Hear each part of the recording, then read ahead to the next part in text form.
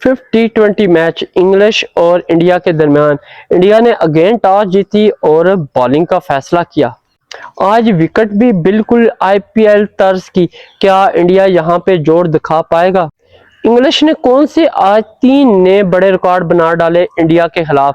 जोश बटलर और Harry Brook ने शानदार पार्टनरशिप बनाकर एक बेस्ट इनिंग खेली, ना सिर्फ बल्कि अपनी टीम के लिए पोजीशन को भी मजीद मजबूत किया। जोश बटलर की बात करूं तो आज की इनिंग में 131 रन बनाकर कमाल की इनिंग खेली और अपने कैरियर के सबसे बेस्ट इनिंग भी बना डाली। हैरी ब्रोक जस्ट 5 रन की दूरी पे थे लेकिन 100 नाम बना सके। श्रेयस अय्यर की परेशानियां मजीद बढ़ती जा रही हैं और उनके जो प्लेयर हैं वो आउट ऑफ फॉर्म ही दिखे आज के मैच में। क्या इंडियन कोच गौतम गंभीर की ये आखिरी सीरीज है या फिर इनको चांस दिया जाएगा? सूर्यवंशी को कंधों पे बिठाने वाले इंडियन प्लेयर्स और इंडियन कोच, इंडियन मीडिया आज एक्सपोज हुआ और संजू सैमसंग ने क्राउड के जरिए अपनी पोजीशन को मजबूत किया। आज का एनालिसिस मुकम्मल वॉच कीजिएगा। वीडियो पसंद आए तो कमेंट्स में अपनी राय देना मत भूलिएगा। अस्सलाम वालेकुम, मैं हूं नासिर अली। आप देख रहे हैं क्रिकेट एनालिस्ट विद नासिर। जितने भी सुनने वाले जानने वाले हैं उनको खुशामदीद कहते हैं और जो भी न्यू मेरे चैनल पे विजिट कर रहा है उनसे रिक्वेस्ट है मेरे चैनल को सब्सक्राइब और लाइक शेयर मस्त करें। नाज़रीन, आज फिफ्थ टी20 के हवाले से हम बताएंगे इंडिया और इंग्लिश के दरमियान। यहाँ पे सीरीज की हम बात करें तो 3-0 से इंग्लैंड जो है वाज़ह बरतरी के साथ नुमाया और वो सीरीज को अपने नाम कर चुका है। एक मैच जो फर्स्ट टी20 था वो ड्रा हुआ है जिसकी वजह से इंडिया बाल बाल बचा। जिस कंडीशन में इंडिया जा रहा है क्योंकि इंडिया की टीम जो है वो काफी प्रेशराइज होती नजर आ रही है और आज का मैच इनके लिए बहुत ही ज्यादा इंपॉर्टेंट था क्योंकि आज का मैच अगर ये जीते हैं तो व्हाइट वॉश से कम बचने में ये कामयाब हो जाएंगे और श्रेयस अय्यर के खाते में भी एज अ कैप्टन फर्स्ट जीत कंफर्म होगी। तो यहाँ पे बताता चलूं तो इंडिया टीम जो है वो टी20 मैच के बाद वर्ल्ड कप जो मैच का हुआ है उसके बाद कहने के एक्सपोज होता नजर आया और अब तक 2 सीरीजें खेल चुका है आयरलैंड और इंग्लैंड के खिलाफ। तो अभी तक कोई भी मैच वो टी20 में जीत नहीं पाया। तो ये बड़ी ही शर्मनाक कहने की सिचुएशन है और इनकी जो बैटिंग लाइनअप है वो टोटली डिस्टर्ब होती नजर आई इंग्लिश विकेटों में। यहाँ पे बताता चलूं तो इनके जितने भी बैटर है वो टोटली आईपीएल के होके रह गए क्योंकि वहां पे फ्लैट विकेट होती हैं, एक ही कंडीशन की होती है और इन्हें पता होता है कि जितना मर्जी फास्ट बॉलर हो तेज तरीन तो उनकी बैट जो है बॉल स्लो ही आनी है तो हम इजीली उसको हिट भी कर लेंगे। यहाँ पे देखा गया है कि इंडिया के बेशतर जो प्लेयर है वो शॉर्ट बॉल को काफी खेलने में दिक्कत महसूस कर रहे थे और इंग्लिश ने ज्यादा विकेट्स भी उसी पे हासिल किए हैं। तो आज फिफ्थ टी20 के हवाले से मैं बताऊंगा कि इंडिया की क्या परफॉर्मेंस रही आज के मैच में और साथ ही साथ बताऊंगा कि कौन से 2-3 रिकॉर्ड ऐसे बने जो कि दुनिया को चौंका दिया इंग्लिश साइड ने। और साथ ही साथ हम बताते चले तो इस दफा इंडिया ने फिर टॉस जीत के पहले बॉलिंग का फैसला किया और बैटिंग इंग्लिश के पल्ले में डाल दी। अगर यहाँ के ग्राउंड की हम बात करें तो बैटिंग विकेट है क्योंकि लास्ट अगर पाकिस्तान की इस पे मैच हुआ था इसी विकेट पे तो पाकिस्तान ने 230 प्लस स्कोर बनाया था तो इंग्लिश इसको ना बना सकी और 201 पे ही देर होती दिखाई दी।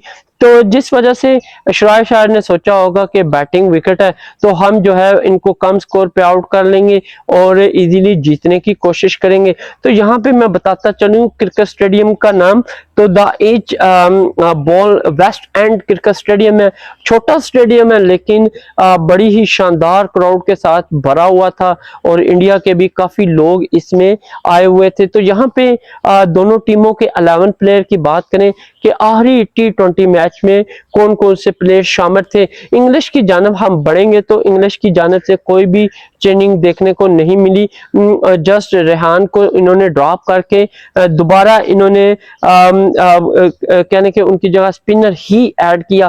तो पेल्सार्ड, जोश बटलर, हैरी ब्रोक इनके पास कंटिन्यू है। Jacob Bethell, Will Jacks, Tom Banton, Sam Curran, Liam Dawson, Jofra Archer, Adil Rashid और जोश टोंग इनके पास मौजूद है। दूसरी जानब अगर हम बॉलिंग की बात करें तो इंग्लिश की बॉलिंग जो है वो काफी स्ट्रॉन्ग दिखाई देती है जॉफर आर्चर की वजह से, और जोश टोंग भी बड़ी अच्छी रिदम में है। आदर रशीद की मैं बात करूं तो लास्ट मैच में उन्होंने कुछ स्कोर खाया है, लेकिन T20 का वो बेस्ट बॉलर है। लैम डॉफसन भी बड़ा अच्छा बॉलर है और उसके साथ साथ थोड़ी बहुत स्पोर्ट विल जैक भी करेगा।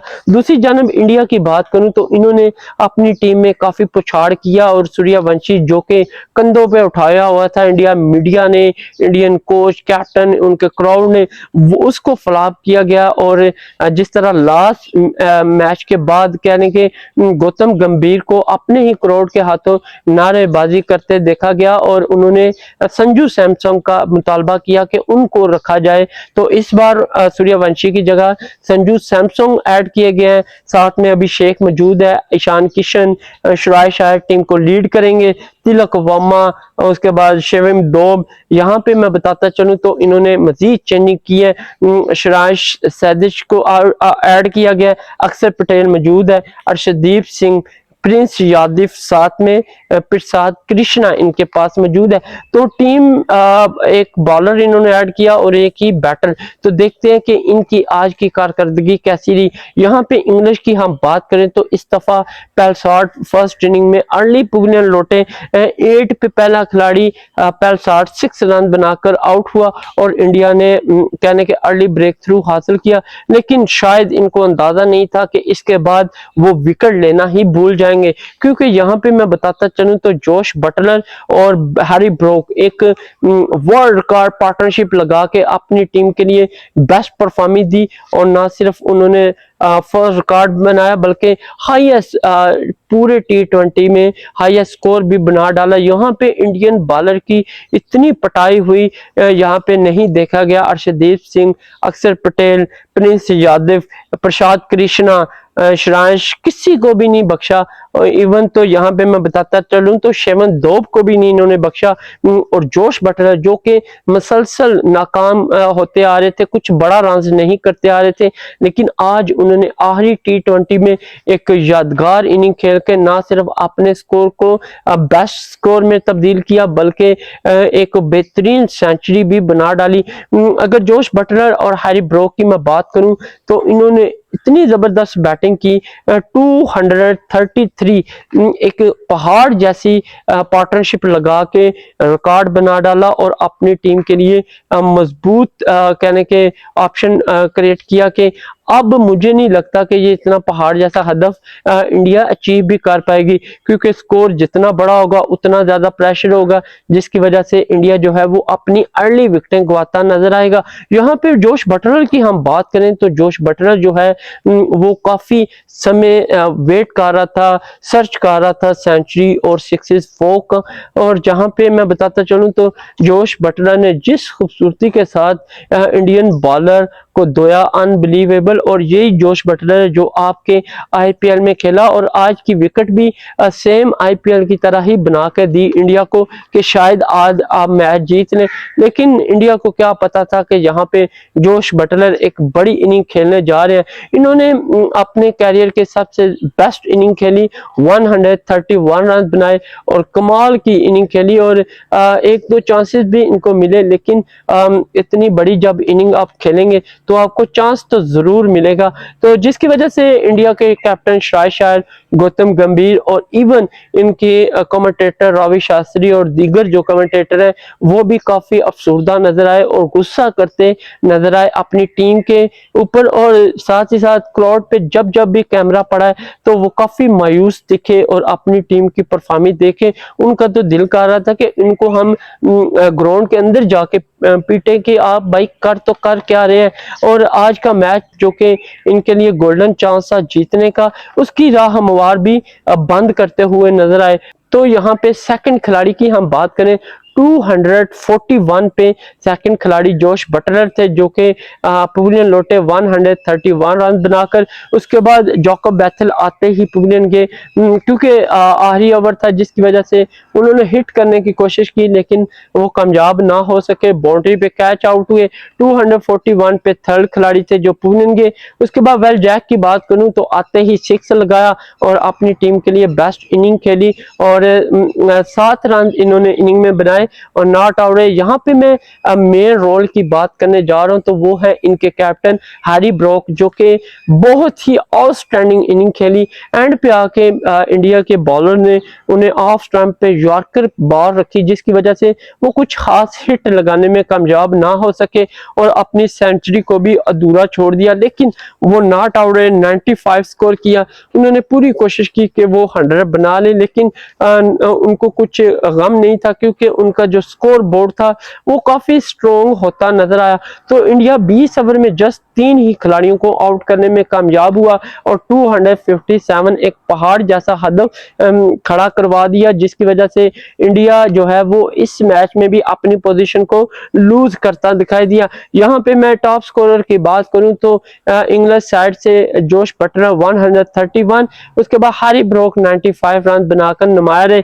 और साथ ही साथ अगर हम बात करें इंडिया की, तो इंडिया ने अपनी सेकंड इनिंग का आगाज किया और इनका आगाज एक बार फिर कुछ जरहाना नहीं था। अभिषेक शर्मा आते पवेलियन के 3 ही रन बनाए, जैसा कि मैंने बताया था कि हदफ इतना ज्यादा था कि ये अर्ली हिट करना स्टार्ट करेंगे और साथ ही साथ अपनी विकेटें भी गवाएंगे, क्योंकि अगर ध्यान से खेलेंगे तो बॉल्स भी कम होती जाएंगी और प्रेशर भी इन पे बिल्ट होता जाएगा। यहाँ पे संजू सैमसन की बात करें तो सूर्यवंशी की जगह संजू सैमसन जो है वो कुछ अच्छी कारकर्दगी दिखाते नजर आए। इन्होंने इनिंग में 27 रन बनाया, लेकिन इंग्लिश बॉलर ने इनको मजीद आगे की जानिब बढ़ने ना दिया। साथ में हम बात करें तो ईशान किशन और सुरेश आयर के दरमियान एक अच्छी पार्टनरशिप लगी 55 रन की, लेकिन अभी भी इनकी मुसीबत जो है वो कम नहीं हो पा रही थी, क्योंकि स्कोर जो है 257 तक था। तो जिसकी वजह से इनको हर बॉल पे 6-4 या कुछ ना कुछ बाउंड्री सर्च करना थी। इसी चक्कर में श्राइश आयर जो है वो 28 रन बनाकर पुणे लौटे और बिल्कुल एक लाइन डॉफसन की बॉल पे आते ही उन्होंने पहले ही ओवर में इनका कहने के काम तमाम किया और 28 पे इनको पवेलियन भेजा। यहाँ पे ईशान किशन की मैं बात करूं तो ये कुछ अच्छा सरवाइव करते नजर आए और इन्होंने शानदार 50 स्कोर किया, 56 रन बनाया। कुछ पार्टनरशिप तिलक वर्मा के साथ देने की कोशिश की, लेकिन लॉन्ग टर्म के साथ आगे ना बढ़ सके और 56 के बाद ये भी ढेर होते नजर आए। साथ में हम बात करें तो तिलक वर्मा और शिवम दोप के दरमियान 31 रन की पार्टनरशिप लगी और यहाँ पे शिवम दोप 14 ही रन बना सके। और तिलक वर्मा की हम बात करें तो ये भी सेकंड इंडियन खिलाड़ी थे जो 53 रन बनाने में कामयाब हुए, लेकिन अपनी टीम को सरवाइव ना करवा सके और चेस की जानब ना बढ़ सके। साथ ही साथ हम बात करें श्राइश की तो ये 7 रन बनाकर पवेलियन गए। अक्षर पटेल 3, अर्शदीप सिंह 4 नॉट आउट रहे।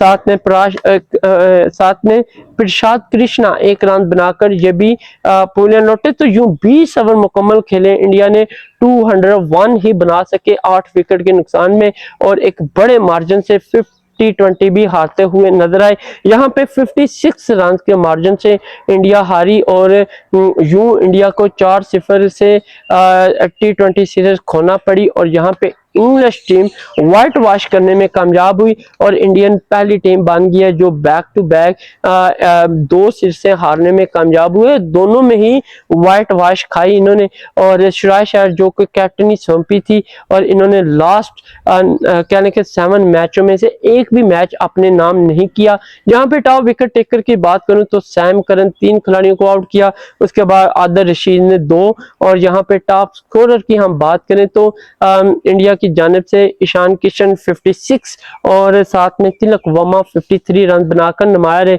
तो यूं player of the match no doubt सभी को पता है जोश बटलर 131 रन बनाया तो वो रहेंगे। और प्लेयर ऑफ द सीरीज इसका भी सभी को पता है क्योंकि हैरी ब्रोक ने बैक टू बैक शानदार कारकर्दगी का मुजाहरा किया, जिसकी वजह से उनके रन्स जो है वो काफी आगे की जानिब बढ़ते हुए दिखाई दिए और प्लेयर ऑफ द सीरीज का अवार्ड ले हुए। यूं इंडिया की हम बात करें तो बदतरीन सीरीज में शिकस्त का सामना करना पड़ा और एक भी मैच इंग्लिश से ना जीत पाए। और यहाँ पे इंग्लिश ने खूब भड़ास निकाली इन पे क्योंकि वो भी T20 मैच का जो वर्ल्ड कप है उसमें कुछ अच्छी परफॉर्मिंग नहीं दे पाए थे। तो इन्होंने घर बुला के इनकी खूब पटाई की और इनकी जो बादशाह चुदरात थी उसको जो है वो खूब मजाक उड़ाया और इनको जो एक्सपोज किया कि ये आपकी बैटिंग है और ये आपकी बॉलिंग है, अपने घर तो आप शेर बनते हैं लेकिन हमारी विकेटों पे आपने क्या किया। आज तो हमने आपको बिल्कुल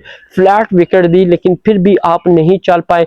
तो इंडिया की बदतरीन शिकस्त का सिलसिला कंटिन्यू है। अब देखते हैं कि इंडिया T20 के बाद ODIs में क्या जीत कर अपनी पोजीशन को कुछ बैलेंसिंग करने में कामयाब होगा या नहीं। तो कमेंट सेशन में लाजमी राय देनी है कि आज का एनालिसिस आपको कैसा लगा। वीडियो पसंद आए तो सब्सक्राइब करना मत भूलिएगा और शेयर भी कीजिएगा। आपके तावन मेरे लिए बहुत ही ज़्यादा इम्पोर्टेंट है। तब तक के लिए इजाज़त दें। अल्लाह हाफिज़, मिलते हैं नेक्स्ट वीडियो में।